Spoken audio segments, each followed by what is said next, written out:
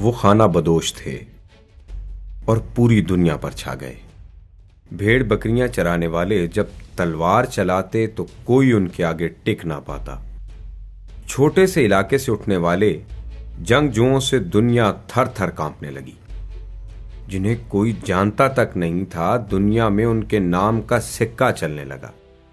वक्त के फिरौनों ने उनके आगे घुटने टेक दिए।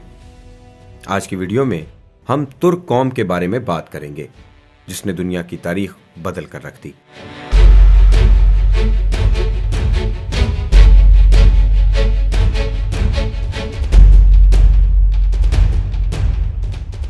नाजरीन, तुर्की और सल्तनत उस्मानिया का नाम सुनते ही चंद सवालात ज़हन में गर्दिश करने लगते हैं। किस कौम का ताल्लुक कहां से था और किस तरह उन्होंने कदीम तारीख और सकाफत में अपने वजूद और नाम को जिंदा रखा और अभी तक अपनी इज्जत और वकार को कायम रखे हुए हैं। तुर्क कौम की तारीख बहुत कदीम है, जो 3000 साल कबले मसीह तक फैली हुई है। तुर्क कौम को दुनिया की कदीम तरीन कौमों में जाना जाता है। इनका ताल्लुक वस्त एशिया से था। मुख्तलिफ तारीखदान तुर्क नस्ल की असल के बारे में मुख्तलिफ राय रखते हैं। कुछ तारीखदानों के मुताबिक तुर्क बलाद फारिस के अजमी कौम है और बाज़ तारीखदान इनकी खिलाफत का नाम उस्मानिया से दलील पकड़ते हुए उनको अरब मानते हैं। कुछ अहले इल्म ने तो इस बात पर इजमा नकल किया है इनकी बुनियाद मशरिक़ वस्ता से है, क्योंकि इनकी लुगत उस्मानिया फारसी अल्फाज से भरपूर है, मसलन हाफत, सब्जी, खुश, और बाज़ ने उनके अरबी होने पर दलील उनकी ज़बान में मौजूद फसीह अरबी कलामात की मौजूदगी से ली है, जिसको उस्मानी लोग बहुत तूल देते हैं और उन अल्फाज की कोई हद नहीं, जैसे किताब, कलम, दकीका वगैरह। लेकिन मुहक्किकीन उलमा का एक गिरोह तुर्क नस्ल की तारीख और लुगत की किताबों से उसे तुर्क मुस्लिम गिरोह का मशरिक़ वस्ता के मुगलिया होने पर इसरार है। तुर्क कौम को कदीम दौर में तुर्कमान के नाम से भी जाना जाता था। वस्त एशिया में उनके इलाके को तुर्किस्तान कहा जाता था। तारीखी लिहाज से तुर्किस्तान को दो हिस्सों में तकसीम किया गया था, मशरिकी तुर्किस्तान और मगरबी तुर्किस्तान। मगरबी तुर्किस्तान में आज के दौर के इलाकों में काज़किस्तान, ताजिकिस्तान, उज़्बेकिस्तान, तुर्कमानिस्तान, किर्गिस्तान और रूस के सरहदी इलाके शामिल थे, जबकि मशरिकी तुर्किस्तान में चीन के सरहदी इलाके, जिनमें संक्यांग, काशगर और मंगोलिया की सरहदी इलाके शामिल थे। 6ठी सदी ईस्वी में पहली बार इस इलाके में तुर्क रियासत कायम हो गई थी और तकरीबन 8वीं सदी ईस्वी में यहाँ इस्लाम का दौरा हुआ। तारीख का इस बात पर इत्तफाक है कि तमाम तुर्क कबीले मुकम्मल तौर पर मुसलमान हुए और इंतहाई मोहब्बत और पुरजोश तरीके पर इस्लाम के साथ जुड़ गए।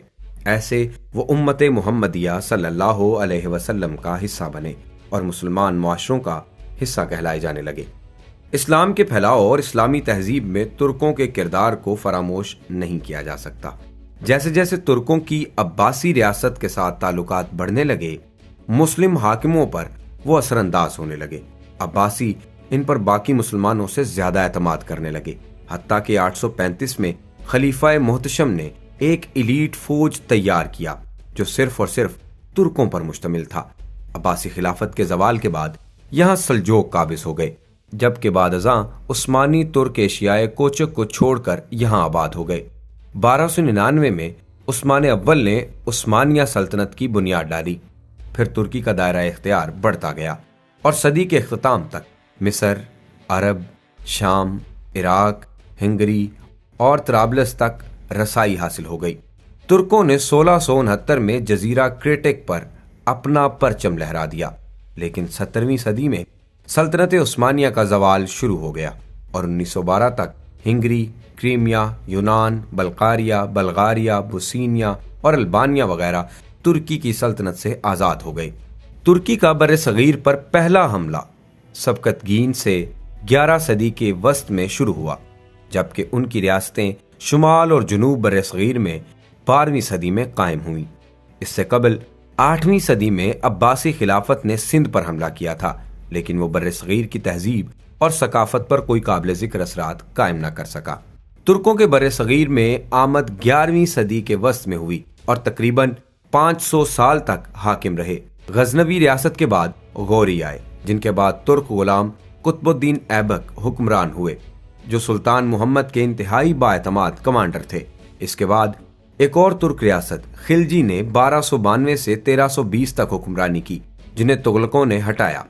تغلق ریاست 1320 سے 1414 تک قائم رہی، جس کے بعد مغل ریاست قائم ہوئی، جو برطانیہ استعمار کے قبضے تک جاری رہی۔ پہلی جنگ عظیم میں ترکوں نے جرمنی کا ساتھ دیا، لیکن کامیابی حاصل نہ ہو سکی اور 1920 میں نوج ترکوں کے سلطان عبد الحمید کے خلاف میں بغاوت بلند کیا اور انقرہ کو حکومتی مرکز بنا لیا۔ پھر مصطفیٰ کمال اتا ترک کی زیر قیادت ترک فوج یونان کو ترکی سے نکالنے میں کامیاب ہوئی اور 29 اکتوبر 1923 کو ترکی ایک آزاد جمہوری ملک بن گیا اور مکانیت اور خلافت کا اثر زائل کر دیا۔ دوسری جنگ عظیم میں ترکی نے کسی کا ساتھ نہ دیا اور غیر جانبداری کا مظاہرہ کیا۔ 1952 میں ترکی نیٹو کا رکن بن گیا۔ 1957 میں ڈیموکریٹک پارٹی کی کامیابی ہوئی اور عدنان مندیرس وزیر اعظم بنا۔ پھر جنرل جمال نے عدنان مندریس کو 1960 میں تختہ ادار پر لٹکا دیا اور اس کے ساتھیوں کو گرفتار کر لیا۔ پھر اس کے بعد ترکی میں سیاسی رساکشی عروج پر پہنچ گئی اور 1989 میں مزید 6 صوبے مارشل لا کے زیر اطاع آ گئے۔ جنرل کینان نے 11 ستمبر 1980 کو اقتدار پر قبضہ کر لیا، تاہم 1983 میں جمہوری حکومت کو بحال کر دیا گیا۔ پھر اس کے بعد 1999 میں توزک اوزال کے ساتھ سال کے لیے صدارت دی گئی، مگر اپریل 1993 میں سابقہ وزیر اعظم سلمان ڈیمرل ملک کے صدر منتخب ہو گئے۔ یوں ملک میں وزارتوں کی آمد و رفت کا سلسلہ جاری رہا۔ ترکی میں 1999 میں ایک خوفناک زلزلہ آیا جس میں 40,000 افراد ہلاک ہو گئے، لیکن ترکی معاشی لحاظ سے اپنی حالت کو برقرار رکھنے میں جلد کامیاب ہو گیا۔ جنوری 1999 میں بلند جود اور ان کے بعد رجب طیب اردوغان وزیر اعظم بنے۔ اس وقت ترکی میں پارلیمانی نظام حکومت رائج ہے۔ ترکی کا دارالحکومت انقرہ ہے، جبکہ سب سے بڑا شہر استنبول ہے۔ انتظامی لحاظ سے ترکی کو 81 صوبوں میں تقسیم کیا گیا ہے، جن میں 19 صوبوں کی آبادی 1 ملین افراد سے بھی تجاوز کر چکی ہے، جبکہ بقیہ صوبوں میں ہر صوبہ تقریباً 1 ملین سے 50 لاکھ افراد پر مشتمل ہے۔ نسلی لحاظ سے ملک میں 80% ترک نسل کے لوگ اور 20% کرد نسل کے لوگ آباد ہیں۔ ملک کی آبادی 98.7% مسلمانوں پر مشتمل ہے۔ ناظرین، امید ہے آپ کو ویڈیو پسند آئی ہوگی۔ اس طرح کی مزید ویڈیوز کو دیکھنے کے لیے ہمارا چینل سبسکرائب کریں اور بیل آئیکن کو پریس کر دیں تاکہ ہماری آنے والی ہر نئی ویڈیو آپ تک بر وقت پہنچ سکے۔